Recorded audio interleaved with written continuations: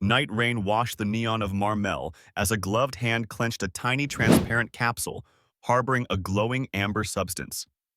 A flash of light exploded over a skyscraper. People screamed in the streets as a portal of shimmering energy tore the sky open. What if the world suddenly stopped? The city would later ask. But here and now, the portal spat out a hooded figure clutching the capsule. On a rooftop, Spider-Man felt the prick of wrongness through his suit. Beside him, in shadow, Batman watched with cold focus. Both turned toward the epicenter as the portal belched a whirl of amber sparks. The hooded figure calling himself the Archivist murmured, "Time will return where it belongs, and Marmel will be mine." He planted the capsule at the portal's edge and the air bent like old film. Spider-Man dove into the light, webbing snaring at the figure, while Batman fired a grapnel that bit the portal's lip. Inside the vortex, gravity hiccuped, and minutes stretched. Batman's smoke devices bloomed into illusions of the city's past. The Archivist's voice rode the distortion. "I keep the forgotten clocks of the world. I will repay time its debt." He moved, like a man who believed memory was a right, not a consequence. The portal pulsed. Underground, magma throbbed. Fissures bitered through streets.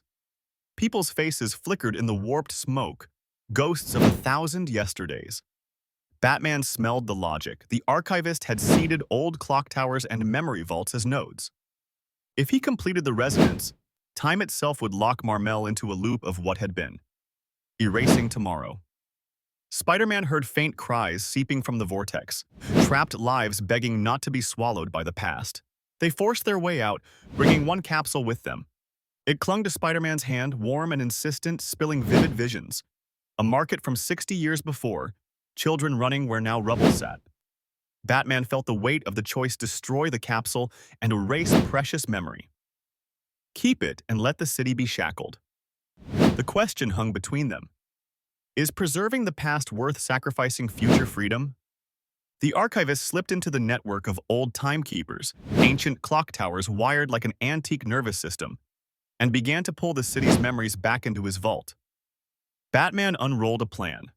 The towers formed a resonant lattice. Breaking the phase locks at each node would stop the cascade. They split up. Spider-Man raced over rooftops and through rain, cracking into towers with practiced agility. Batman crept in shadow, planting dampeners and rewiring gears with surgical decisiveness. In the first tower, Spider-Man snatched a capsule from the Archivist's grip.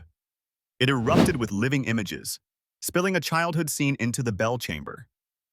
For a second, Spider-Man's face softened. The clarity of a memory was intoxicating. Batman set a suppressor to reroute the node's frequency. "We reroute the resonance, not destroy memory," he said. "We isolate it from time." Spider-Man nodded, though the capsule hummed like a small, pleading heart. The Archivist's motive unfurled when he dropped his hood in the confrontation. He was a man hollowed by loss, bent to pull his family back from a catastrophe that had swallowed them years ago. He pleaded that memory was more than images, it was salvation. For a moment, even Batman's resolve trembled. Grief can make monsters of saints. Spider-Man, fingers stained with grease and luminescent recall, quipped darkly that there was no universal undo button. As the chase continued, the Archivist activated a backup synchronizer. Towers that had only whispered now thundered, their gears aligning like the teeth of an enormous clock. The network arced with amber light. If the final key fell into place, the whole city would be rewound into living memory, trapping billions in replay. In a last desperate move, Spider-Man leapt to stop the hand, fingers closing on the Archivist's wrist.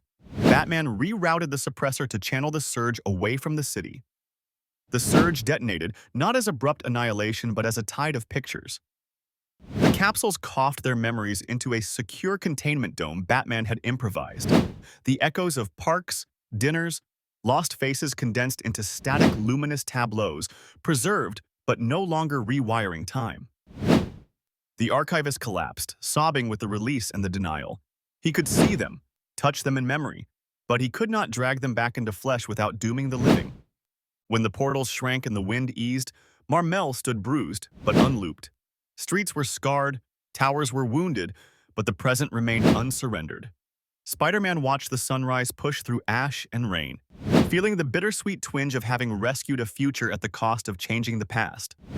Batman, ever the Sentinel, spoke of responsibility. Memory must be guarded, never weaponized. The Archivist walked away, broken but softer, cradling a single harmless shard of amber. Enough to look into, but not to imprison an era. He was not evil so much as a man undone by grief. The city would rebuild. The capsules would be secured in silent vaults where memory could be honored without chaining time. And beneath the final panel, a small, unsettling image lingered.